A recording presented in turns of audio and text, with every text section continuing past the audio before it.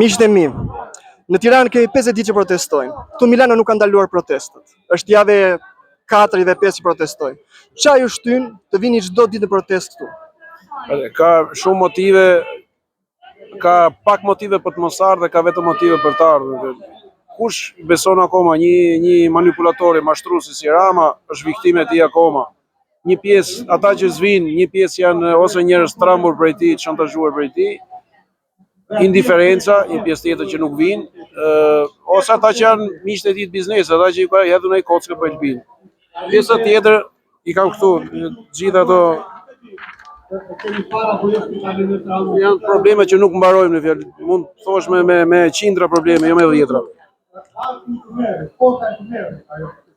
Në rast se nuk i ke këto probleme, atë ke arsye që mos vish. Po mjafton vetëm njëra nga këto arsye dhe të bën që të vish shish. Edhe ne që jemi në emigracion vim për vendin tonë se na vën vendi jon, se ne nuk i kemi këto probleme. Këtu kemi tjera probleme, se jemi pa probleme, por nuk kemi këto.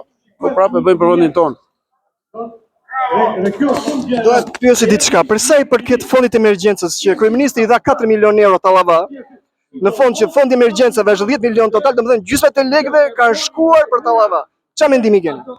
Ky thotë është fondi rezervë, jo fondi emergjencës. Po fondi rezervë me një vend varfër se ne quhet automatikisht, nuk jam ekonomist, po fondi i rezervës bëhet fond emergjencë automatikisht. Me sa emergjenca ka Shqipëria për shembull, me shëndetësinë e gjitha, ky nuk i shikon si emergjenca, ky është fatkeqësi kombëtare për ne. Presidenti, kryeministri jonë, ai që komandon se edhe presidenti është një rrugtar i kryeministit me çfarë po shohim.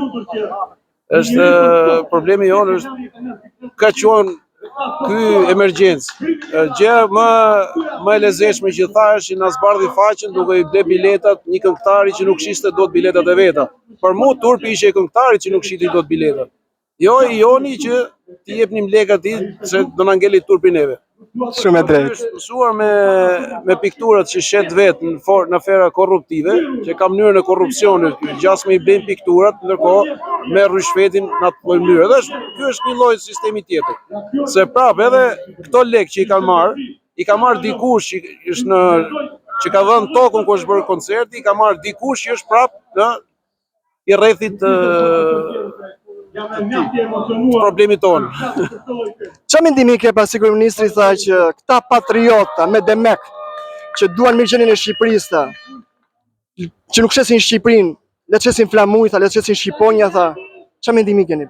Mo është lapsus freudian, me një moment që kryeministri është në konfuzion psiqik dhe duket se çfarë thot nesër. Njëri na quan palaçë, njëri na thot bëhemi bashkë që të rregullojmë Shqipërinë, afton, domethënë na quan na merr në konsiderat për mirë.